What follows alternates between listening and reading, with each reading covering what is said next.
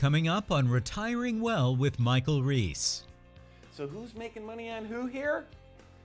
Is Bill making money on the IRS? No, it's the other way around.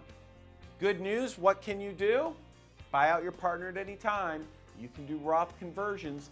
Get the IRS out of here, take your money, and then grow it so that 100% is yours. The IRS assesses a 50% penalty on you for not making your required distribution. And then you got to pull it out and pay income tax on the whole amount anyway. Now, the host of Retiring Well, Michael Reese. Welcome to the show today. We have 30 minutes of action-packed information specifically designed for you. Retiring Well starts right here, right now. Retiring Well with Michael Reese, helping you make smart decisions with your money so you can live a better life. Today is the day you can take back control of your money. Retiring Well with Michael Reese, where we believe your best is yet to come.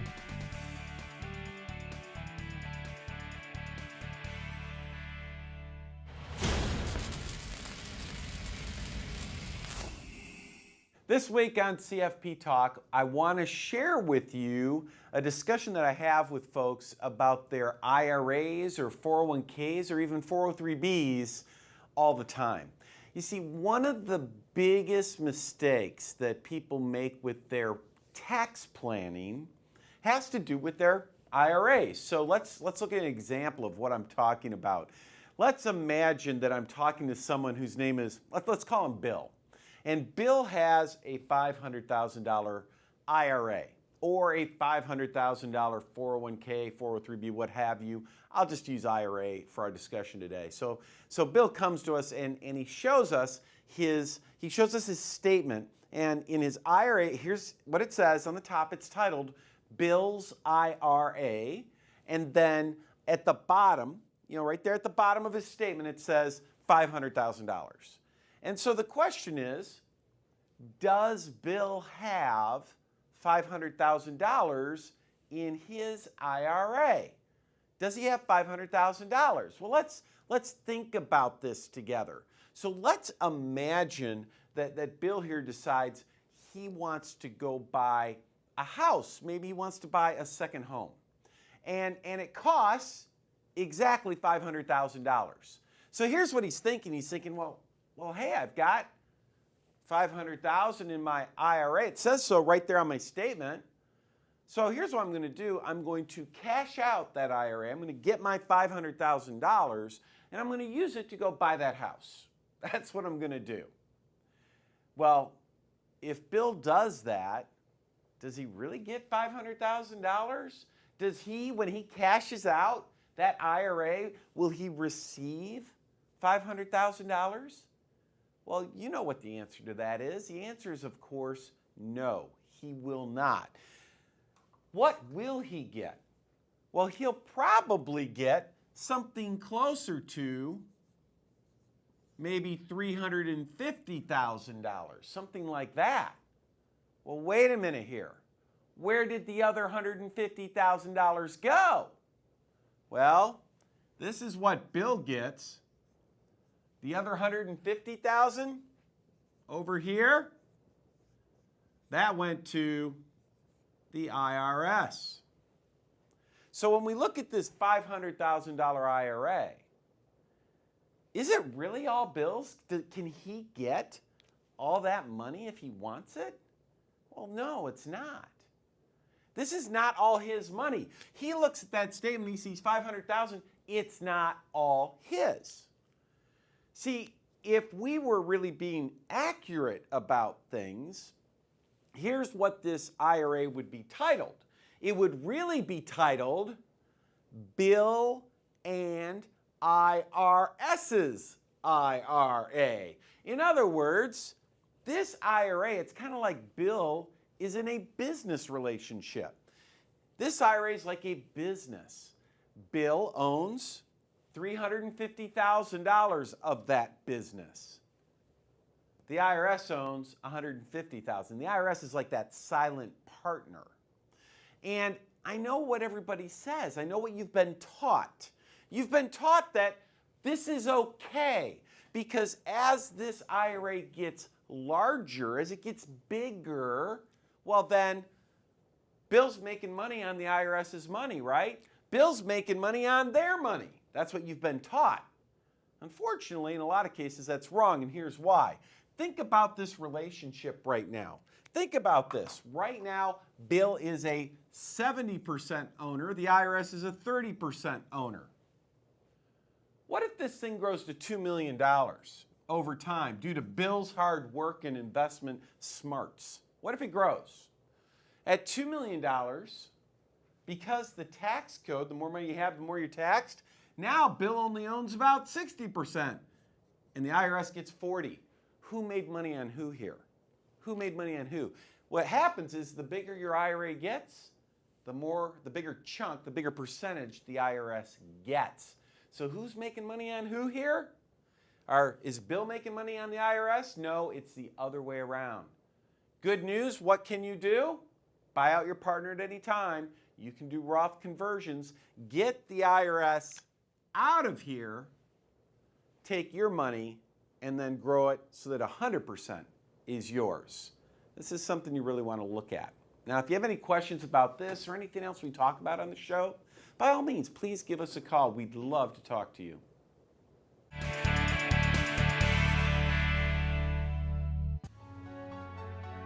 Will your retirement vision be your retirement reality? Centennial Wealth Advisory invites you to an eye-opening and exciting event packed with up-to-date, valuable, and important information. Join us for a free presentation with complimentary gourmet dinner and find out what you're missing on these vital topics. What is the suitability versus fiduciary standard of care in the financial services industry? What are the biggest tax traps? What are the hidden costs in mutual funds? Why is getting a second opinion the most important financial decision of your life? And much more. Choose the date and location that works best for you. Tuesday, June 27th at the Inn at Bay Harbor in Petoskey, Thursday, July 13th at the Grand Traverse Resort in Acme, or Wednesday, July 26th at the Inn at Bay Harbor in Petoskey. Presentations start at 6 p.m. and are free to attend with a complimentary gourmet dinner to follow. But seating is limited and fills quickly. Call 888-608-5825 or visit sen-wealth.com to reserve your seats today. There is no cost and no obligation. Don't miss this important presentation, making your retirement vision a reality. Call 888-608-5825 today.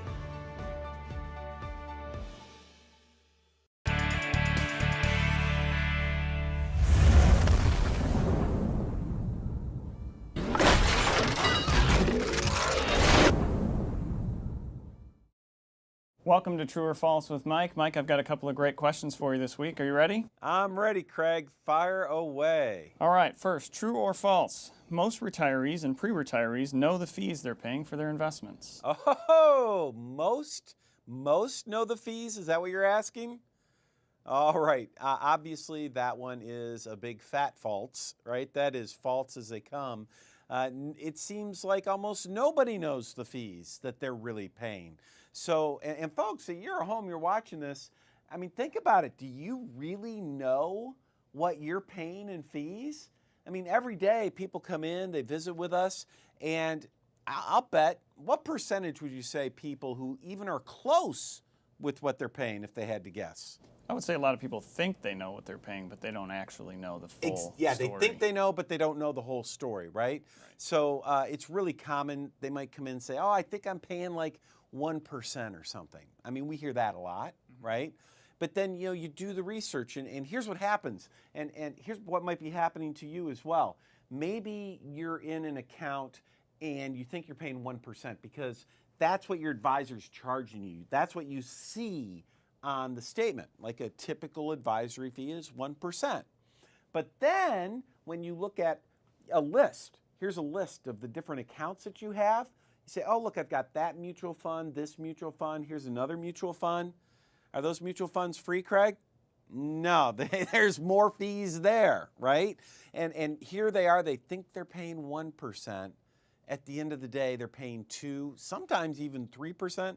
That's crazy. And then if they have variable annuities on top of that, the fees can get to be outrageous. So do most people know what they're paying? No, obviously they don't. And folks, you know, if you're at home watching, you want to know what you're paying, pick up the phone, call us here at the office. We'd be happy to sit down, run an analysis, and help you better understand the fees that you are paying your advisors. Very good. Next, most investors clearly understand the risk they have in their portfolios. So true or false, most understand the risk. All right, so I think we're going to have to nail that one as another false this week, right? We've got 2 falses this week, 2 are false. Yeah, there's no, well, most people think they're taking one level of risk and they're taking a different level. Now, would it be fair to say, though, that there are people that come in, they know they're taking a lot of risk, right? They come in, they say, look, I know I'm kind of taking on more risk than I should. Is that fair to say? Do we get people like that? Yep. And normally it's because they're thinking, well, what are the alternatives? Because historically what people would do is they'd put some money in stocks, some money in bonds. The idea would be maybe 50-50. But the problem is on the bond side, number one, because of interest rates, they're not paying anything. And number two, they all know that if interest rates rise, bond values fall. So they're thinking, why do I want to have half my money in something where I get paid nothing and I'm going to lose money over time? And that makes sense. So what have they done? They've kind of shifted their portfolios. They're buying more dividend-paying stocks instead of bonds. Or and by the way, folks, this may be happening to you. You might say, I got a 50-50 portfolio. I mean, I guess it was yesterday, we had someone come in, they had a 50-50 portfolio, half stocks, half bonds. You would think that they're, a little bit lower risk. But do you know that they were taking on as much risk as the market, as if they had 100% of their money in the market? They only had half their money in the market, but their portfolio, according to Morningstar, was taking on as much risk as the market. Now, why? Because the part that was in bonds, what happened? You know what bond fund managers are doing these days? They're saying, hey, we don't want to put our money and only earn 1 or 2%. Nobody will invest with us. So they're trying to get better returns. What do? Longer period bonds. They're going into junk bonds just to try to get better returns. But when you do longer period bonds and you're making them junk at the same time, it's like going in a stock. It has the same risk as a stock. So do most people know the risks they're taking? No, they don't. And folks, that's a problem. That can get you in retirement. So, I want you to call us because we can help you identify exactly where you are. That's great. And folks, remember, if you've got questions about the risk you're taking or the fees you're taking in your portfolio or a question on anything, always feel free to give us a call and we'll help get you figured out.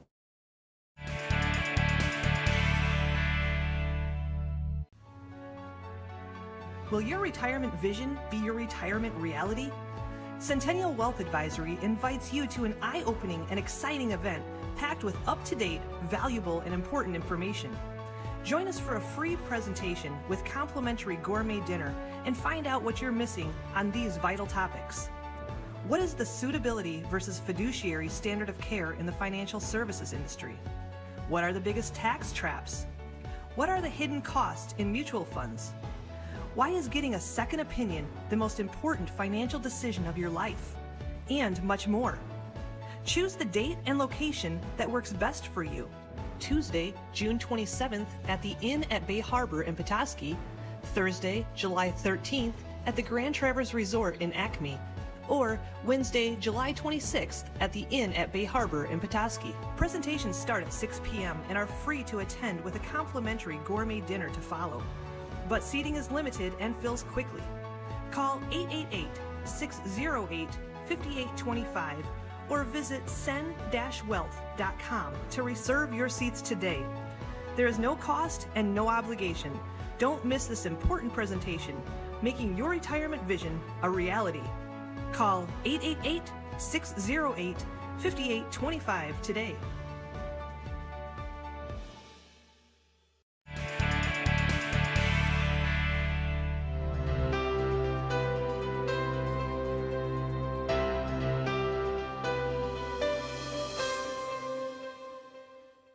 This week in IRA Focus, we are diving into the 3 things that you need to know about required minimum distributions. So when it comes to your IRAs or your 401ks, 403bs, 457s, simple IRAs, SEP IRAs, all of these qualified retirement plans, they all have what are called required minimum distributions. That means that when you reach a certain point in life, you must start taking money out even if you don't want to. You have to do it anyway. So let's talk about the 3 things that you need to know about these distributions. All right, number 1, the first thing you need to know, when do they begin? They begin when you hit the year in which you hit age 70 and a half. So here's what that means. Let's imagine that you were born from January 1 to June 30. So you're born in the first half of the year. Well, when do you hit 70 and a half? Well, you hit 70 and a half in the same year that you turned 70. So if you turn 70 March 15, you hit 70 and a half September 15. So the year in which you turn 70 is the same year you hit 70 and a half. Your first required distribution happens in that year. But what if you are born in August or September or something? You're born in the second half of the year. Well, then your required minimum distribution, when do you turn 70 and a half? Well, you'll turn 70 and a half in the following calendar year. That means your first distribution will come out when you turn, the year in which you turn actually age 71. Why do they do it that way? I don't know. I think it's stupid. I mean, come on. Why don't they just say, look, you turned 70 this year, you got to take your first distribution. That would be simple. That would be easy. But remember, this is the IRS at work, and nothing comes simple in that way. All right, so number 1 was the year in which you turn 70 and a half, that's when you start taking distributions. What's rule number 2, or most important thing number 2 you need to know about these IRAs and required distributions? Well, here it is. Number 2, every year you have to pull money out, and every year you have to pull out a little bit higher percentage. So here's what's kind of interesting. The way the IRS does this, and they do it, of course, in the dumbest way. What they do is they say, once you hit age 70 and a half, each year you look up on this table, we give you a divisor. So the divisor, it starts out at 27.4. So what you do is you say, you take your, let's say you have 100,000 in your IRA, you take 100,000, you divide it by 27.4. Why do they do that? Why don't they just tell you, hey, you got to pull out about 3.5% this year? 3.5%, oh, I get it. That's about $3,500. I get it. No, I've got to divide. I don't know about you, but I remember when I was in school, long division, oh, I hated it. Well, that's what the IRS wants you to do. They want you to divide. Well, then it's 27.4. What about the next year? The next year, the number might be 26.5.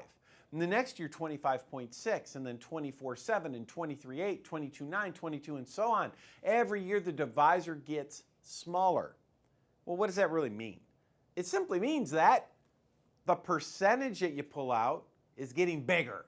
So every year, you have to pull out typically more and more and more. So again, if you want it or not, doesn't matter. You got to pull it out. And that brings us to number 3. This third thing you need to know about required distributions. What if you're stubborn, right? What if you're a stubborn person? You say, okay, I've done the math. I've got to pull 30 grand out of my IRA this year. But you know what? You don't need the money. You don't need it. Or maybe you only need a little bit of it, but you don't even need the 30 grand. You say, why in the world am I pulling 30 grand out?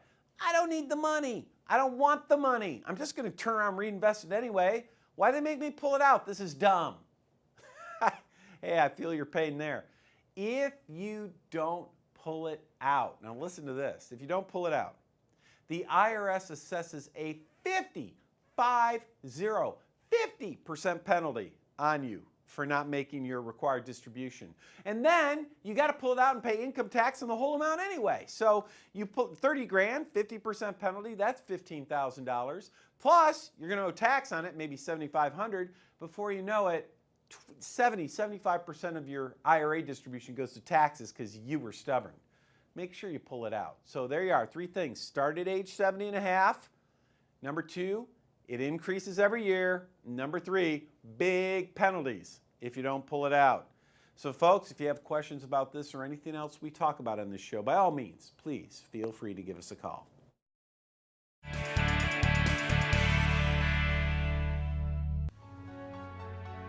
Will your retirement vision be your retirement reality? Centennial Wealth Advisory invites you to an eye-opening and exciting event packed with up-to-date, valuable, and important information. Join us for a free presentation with complimentary gourmet dinner and find out what you're missing on these vital topics. What is the suitability versus fiduciary standard of care in the financial services industry? What are the biggest tax traps? What are the hidden costs in mutual funds? Why is getting a second opinion the most important financial decision of your life? And much more.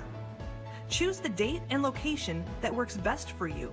Tuesday, June 27th at the Inn at Bay Harbor in Petoskey, Thursday, July 13th at the Grand Traverse Resort in Acme, or Wednesday, July 26th at the Inn at Bay Harbor in Petoskey. Presentations start at 6 p.m. and are free to attend with a complimentary gourmet dinner to follow. But seating is limited and fills quickly. Call 888-608-5825 or visit sen-wealth.com to reserve your seats today. There is no cost and no obligation. Don't miss this important presentation, making your retirement vision a reality. Call 888-608-5825 today.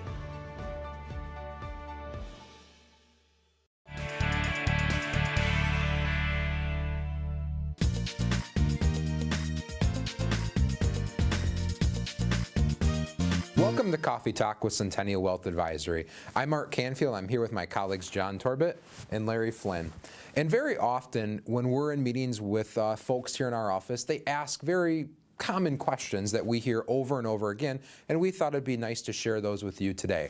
So the first up, we got a question here that gets asked quite often, I believe. Yep, I'm going to fire it back your way here, Art. Okay. I know there are some new rules associated with financial advisors having to meet some new fiduciary standard. Can you tell me what that is about, and are you one? Wow. Talk about a very complex question right now in the compliance world of investing. There's so many rule changes going on right now in the investment world, really trying to protect the investor. And all, I think, led with good intention for the most part. Making all investment advisors fiduciaries is the goal, meaning that you have to act in the client's best interest. Seems odd, doesn't it, that has to be made a rule. Centennial Wealth Advisory is a fiduciary and has been a fiduciary for some time now. So this rule change is really not anything too surprising really to us. But of course, with anything, there's going to be changes, and clients, you know, and people in the investment world, you're going to see those at some point or another come along where there's going to be additional paperwork. There may be some disclosures you're going to have to sign, and so on and so forth. Everybody's still kind of working through and wading through this Department of Labor's ruling to really get to the bottom of what all this means. You know, Larry, you've been in the investment world for a long time. You've seen some of these new rules come and go, and I think we were talking the other day, you said the best thing there's, you know, overall, is it really going to make a difference in what the way maybe a financial advisor makes a recommendation? You know, probably just another 20 pages of paperwork, right? Yeah, I mean, I hope it does. I mean, they've now made it the law that, you know, somebody has to, an advisor has to act in the best interest of the client, right? But, you know, it was kind of watered down in the sense that it didn't stop them from selling anything they wanted to sell. Mm-hmm. So, you know, they're going to still be able to sell anything they want. Now they just have to prove that that was in their best interest, right? They have to enter into a best interest contract with them. I just hope that contract doesn't look like a prospectus with a mutual fund where they're basically, people are signing away all the disclosures because it was all in this fine print that they did not read. You know what I mean? So. And wasn't the statistic that you found on, I think TD Ameritrade did the study and found that like what, 5% of financial advisors fell under the fiduciary standard? So basically 5% fell under this fiduciary standard, which we're proud to say Centennial Wealth Advisory is part of that 5%, but that means 95% fell under the suitability standard, where they just had to recommend suitable investments for clients. Right. So probably the good thing out of this that I think is going to come out is now at least the law that they have to act in the best interest. So you're probably going to see people have a lot more lawsuits where they find the advisor wasn't acting in their best interest, I mean, there's a little more teeth in it now that people can fall back on. Right. Yeah, yeah. Well, let's ask a question here. I wish I'd have known about Roth IRAs sooner. So how can I get into them if I have everything in a traditional IRA right now, if I should get in at all? Yeah. People love Roth IRAs. I mean, when they can look at them and say this is a pot of money that, you know, tax has been paid on and it's grown tax deferred, and now when I take it out I don't have to pay any tax on it at all. I mean, wouldn't you want ideally everything in a Roth, right? Right. So as soon as people hear about it, they think, all right, how can I get into them?